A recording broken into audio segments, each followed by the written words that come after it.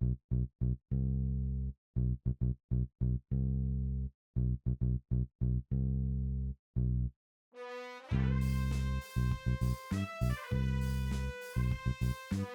everybody, and welcome to a brand spanking new episode of Movie Combat. We are back at it again. This is the second to last episode. This is episode 12 of the Disney Princess season. We have one more to go, and then after that, it goes into the random wheel of whatever. We'll figure out what we're going to do next. But yes, if you are seeing the chat that is currently over on this side, you can join that chat if you watch live on twitch.tv/primal_target. If not, and you're watching more of a YouTube, if you're more of a YouTube watcher, that totally get that. Then the videos are coming out after the season is done. And so by the time you're watching this, we're probably already starting the next season. So just as something you are aware of. But yes, we are going to jump into it. Hello, Emaru. Hello, Alana. And we will be talking about, like I said in this episode, Moana. And yeah, let's get into it. Moana is one of those things, like one of these movies that I think kicked off a different era of movies, of Disney animation. And it's not necessarily a bad thing. I think, like, what is this, 2012? Is one Moana? 2016. Okay. So 2016, yeah, we're like now...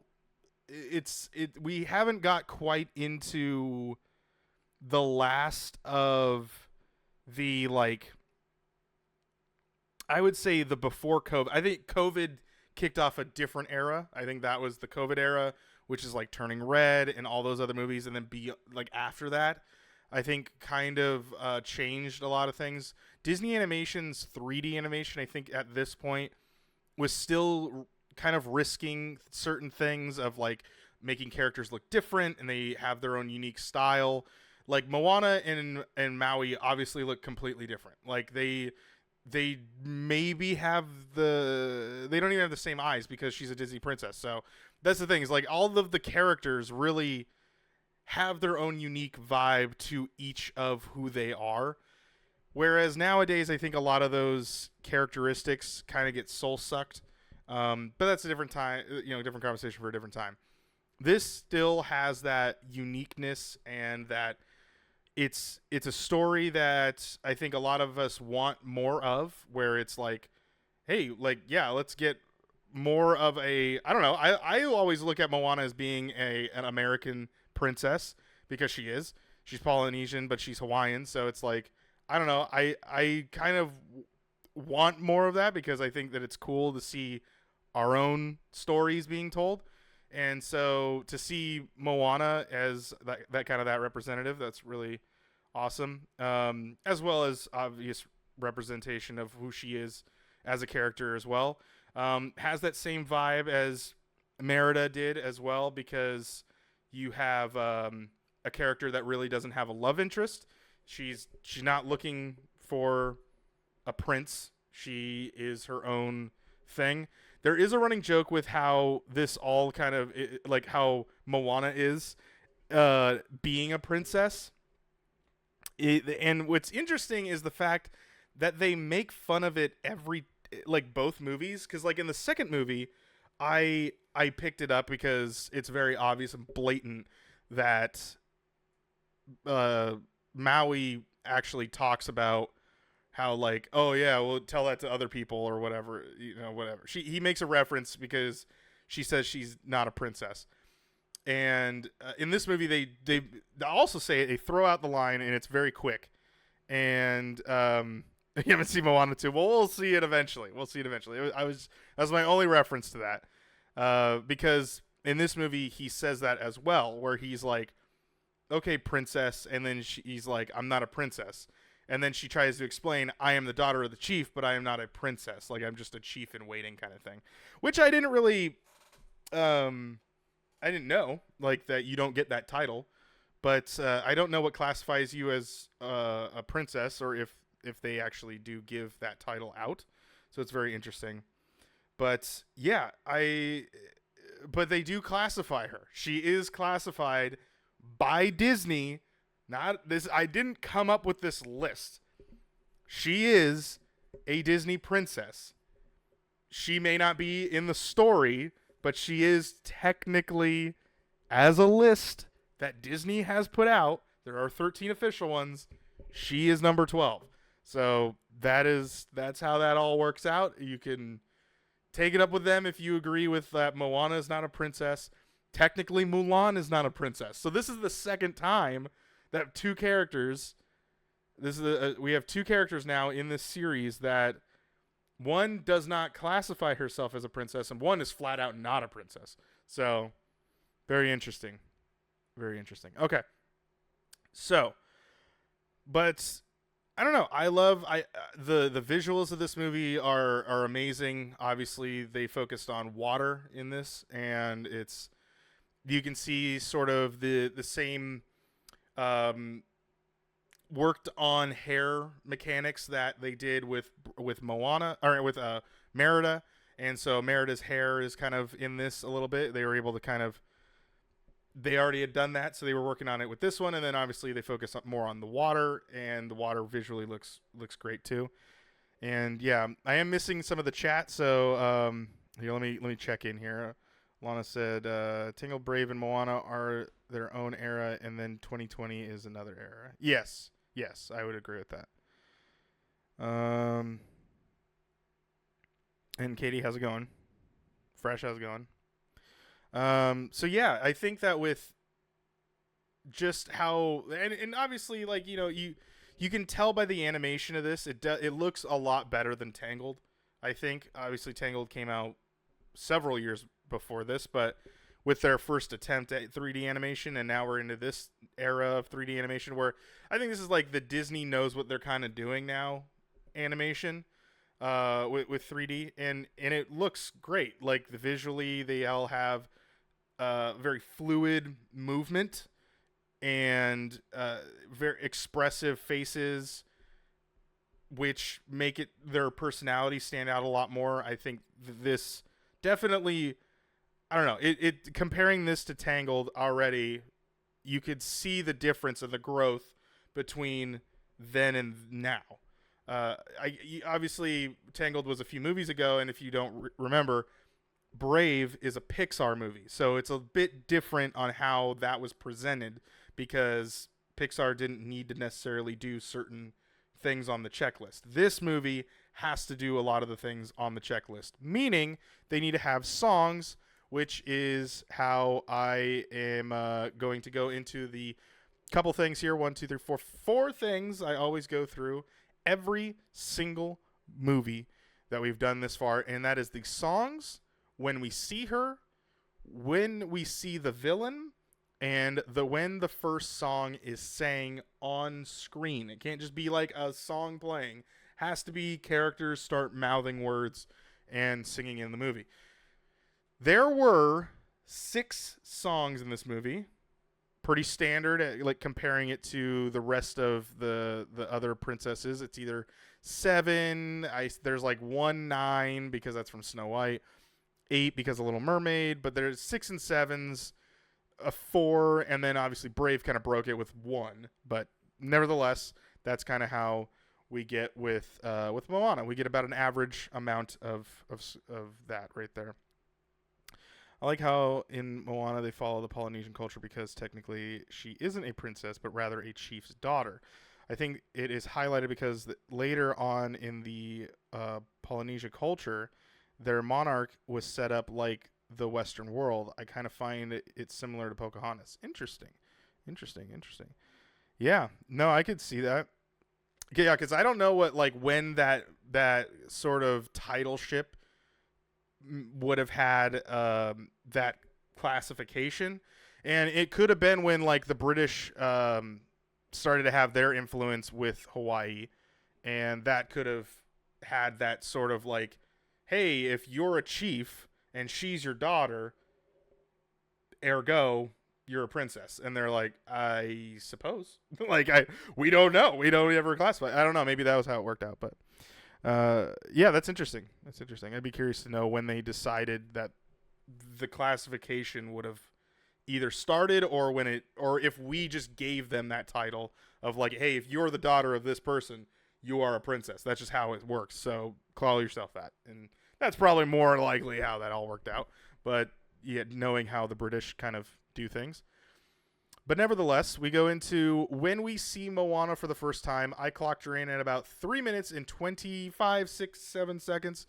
It's hard to look at it on the phone because you can't like properly see the timestamp. But around that time, and we see baby Moana, and obviously this is one of those moments that Disney takes the extra step to making that character stand out and have her own personality, and also giving us visuals that we know that a toddler would kind of be walking around like. She has her like kind of weird balancing motions and jelly legs that she kind of does, and she does all these different. It just looks. She's a cute baby when she's just walking around, and you just kind of have this sort of like, oh, she's exploring, and like this is her first time she's ever gonna see she's ever seeing the ocean, like actually interacting with her and all that stuff. So it's very, very cute moment. And then we have when we see the villain. All right, so this is gonna be kind of like how we did with Brave, because Brave kind of had a villain, but it wasn't the villain. Like when you think Brave, you never really think that there's like a villain. Like Mardu is technically a bad, like he's the bear that they fight and he shows up here and there. But in this movie, Tafiti, do you think she's the villain? Because, you know, obviously they make reference to the fact that there's this thing that fights everybody, but we find out that it's Tafiti. But it's like, do you I don't really classify her as the villain, because Maui starts the chain of reaction of why she turns into, she just wants her heart back. So it's this whole thing of like why she's kind of plaguing everybody, because she's like, hey, you give me this back or I'll start plaguing the rest of these islands. So it's kind of that thing of like, do you really think she's the villain? And then if not, then I would say that, what is it named? Tamatoa? Yeah, Tamatoa, the big giant hermit crab guy. He's a villain. He's definitely a villain. He doesn't show up until a little bit later, but not as late as you would think he does. He does actually show up he shows up earlier than you think he does. So it's not like going to totally throw off what he's doing. But yeah, let's see what you guys think. Well, okay, we're going to go back to what we were talking about earlier. Colonization, it was not an easy accepted concept. I had a friend who was from Hawaii. We used to talk about this stuff. I think it wasn't until the 1800s that the Hawaiians accepted some of the Western concepts of monarchy. Oh, okay. Okay. So definitely not around this time, because this is definitely well before like colonization, like British colonization. Okay. Preacher, how's it going? So I'm going to say, just because I don't think Tafiti is I don't think she's the bad guy of this movie. I will say Tamatoa is a bad guy because he's a bad guy. But Tamatoa actually shows up a minute and 27 seconds into the movie because they show all the paintings. Now, normally I don't count that, but it did move. I don't count when there's no animation. It was an animation. He moves in the thing to symbolize that he's the hermit crab. And it was foreshadowing till we would eventually see him later.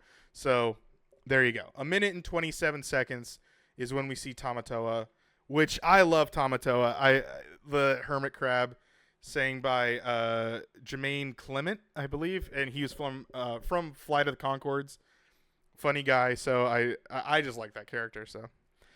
And then we go into the first song, which was 7 minutes and 27 seconds, which is when the entire until the chief starts singing. That's when I clock in for the first thing. So hey is awesome. Is that who you're talking about? The chicken? Yeah, Hey actually is voiced by, I can't remember his name, but you would know him from like if you watch Dodgeball, he was the pirate in Dodgeball. He was also in. He was K2SO in Andor, and obviously Rogue One. And he's voices in a lot of stuff. He's also in Resident Alien. He's the main character in that movie or in that TV series. So, yeah. Hey, he's your spirit animal. Yeah, there you go. And it's also kind of interesting because, so yeah, the cast has quite a few people in it that you'd be kind of like, oh, okay. The chief, Moana's dad, is actually played by Boba Fett. So I don't know if you caught that. That was him. Yes, that's him. That's him. Yeah, Alan. I don't want to butcher his last name. So, but yes, that. So let's get into the IMDb corner. I think we've talked a little bit about this movie a little bit. So let's jump into some more fun facts, some actual factoids that will go into it. But let's talk about some taglines. There's only one tagline for this movie. Taglines are things that get put on the poster that kind of sell you on the movie. And this was the only one that was put on it. And it is, "The ocean is calling." Not bad. It does give the vibe of the movie. And it kind of tells you we're going to be a part of the ocean. And that it very much is. So let's take a look at the trivia here on IMDb. So, Dwayne Johnson believes that voice acting is the most difficult career in acting and is personally annoyed when celebrities are cast in animated films despite voicing their characters badly. When Johnson was cast for the film, he repeatedly asked the other voice actors present if he was really giving a good performance. Okay. Fair enough. Like, that's... So he wanted to actually learn. He actually showed interest in, like, hey, if I'm going to do this, I want to do it right. I don't want to just be like, I'm here and I'm The Rock. Like, I want to do good. And I think he does good. Like, honestly, if a like well-known actor goes into a voice acting role and you can't tell that he's doing voice acting and he's just acting, he succeeded. If he goes in and he's like, oh yeah, let's go check this out, then yeah, he's clearly like, get him out of there. We don't need him to be there. The spiral on Moana's necklace and on the sail of her boat is called koru. It represents the unfurling fern found, good grief, symbolizing new life, new beginnings, personal growth, hope, a new start, perfection, rebirth, awakening, purity, the spirit of rejuvenation, and peace. As a double spiral, it is also symbolizes kinship and belonging. All right. The genie's lamp from Aladdin, 1992, which we watched this season, can be seen on Tamatoa's shell. I don't know if you saw that. You maybe want to go back and check that out. You might see that little Easter egg. The tattoo on the chief's abdomen are the same tattoos worn by pro wrestler Peter Maivia. Oh, Dwayne. Yeah, so that's cool. That's really cool. So the chief's tattoos, so Moana's dad has the same abdomen tattoos as Peter Maivia, which is The Rock's grandfather. So that's kind of cool. That's really cool. Manuel Miranda, there you go. I was combining Manuel and Miranda together, has said the character of Tamatoa the giant crab was a tribute to David Bowie. I could definitely see that.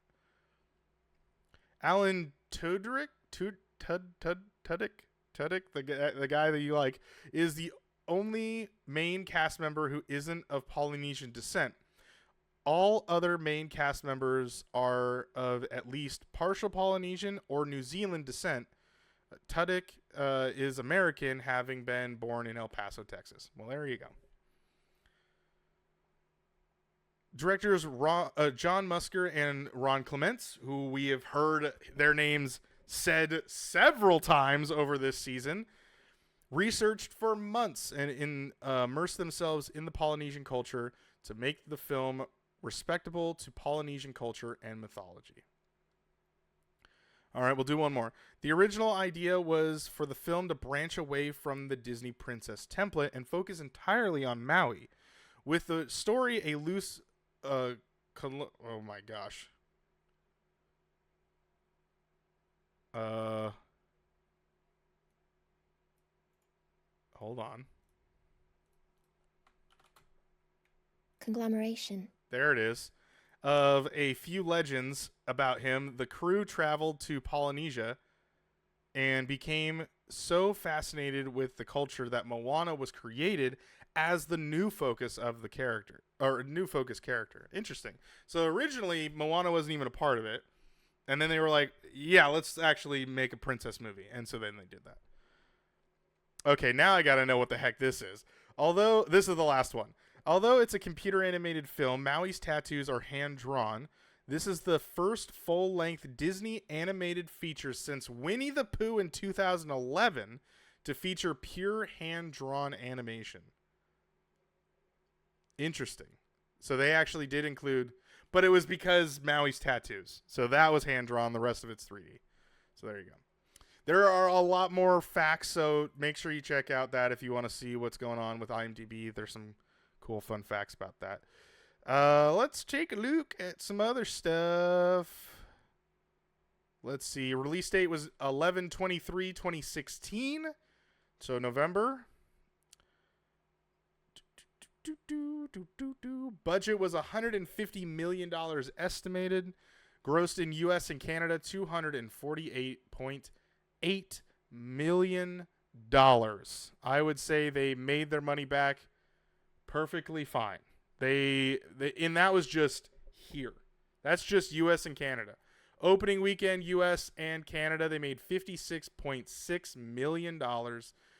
And that was clocked in on November 27th, 2016, which was obviously the closing weekend for that. And then grossed worldwide, $643.3 million. It was a ginormous success, got their money back, and then some, and almost enough to make another one, which they did. So we will see if we ever do a Princess Movie 2 season, because there is a lot of them that have 2s, so we might do that, where we have like Snow White, or I don't think Snow White has one, but there's a Cinderella 2, there's a Little Mermaid 2, there's a whole bunch of these, so we might take a look at some of those. So that is going to be it for the facts of Moana. It comes down to now, let's talk about the review. So this we have a review scale here at Primal Target, which is boop, boop, boop, that. So let's talk about how good this movie is. Currently, right now, just as a recap for people that have forgotten, this is the scores that are currently sitting with the other 11 movies that we've seen so far. So when I point to myself, that is my review. When I point to you guys, that is the PT Nation review. Snow White is a 7, 8.3 from the PT Nation.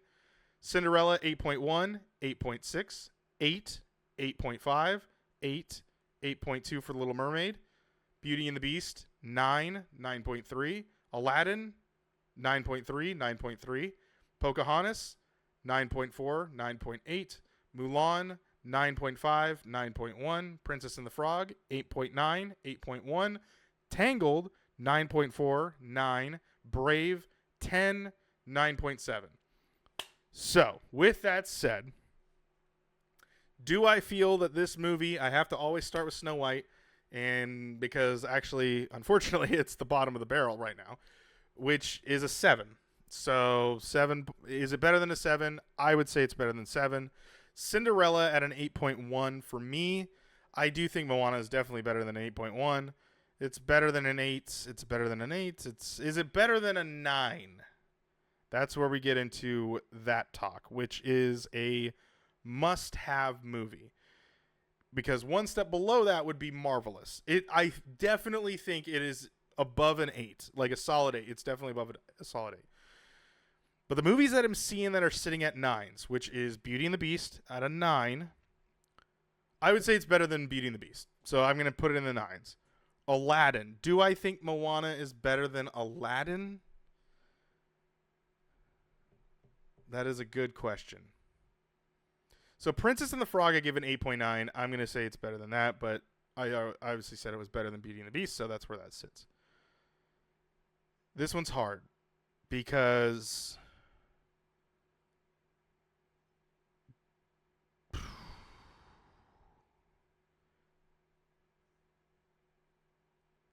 I don't know. Do I think it's better than Pocahontas? Yeah, I mean, that's very interesting.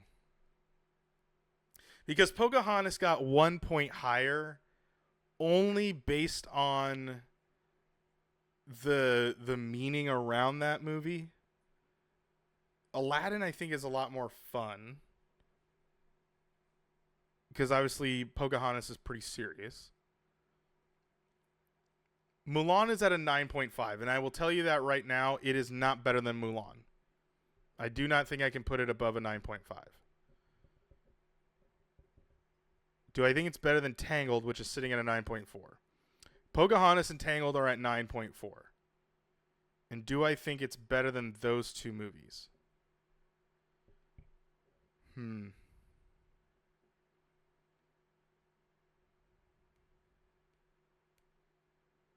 I think the music is great in Moana.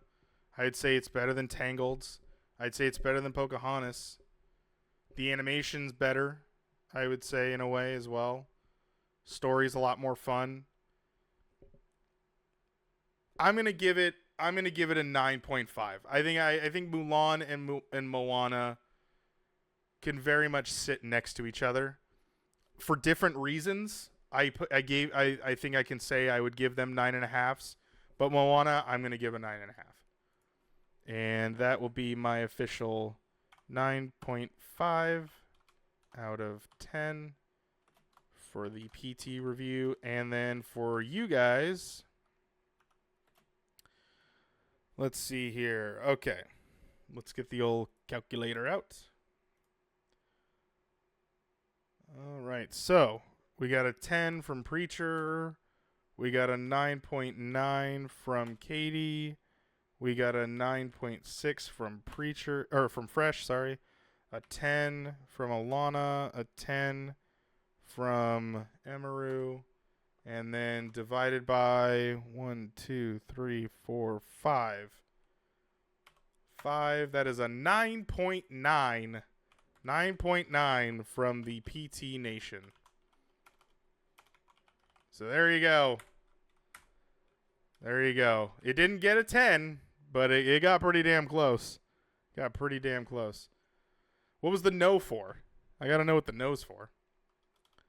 And while you're doing that, okay, that will be the last of talking about Moana. We are going to move on to our season finale, which is Raya and the Last Dragon. She is our last official Disney princess. So what you're going to do is you're going to go watch Raya and the Last Dragon, and then you'll come back, and then we'll talk about it like how we just did with the other 12 Disney princesses that have been in these movies, and we will give it a review. And then also in that episode, we will then take the average of all of these Disney princesses, and we will decide who is the princess to rule them all and what is the best Disney princess movie based off of MovieKombat Season 8.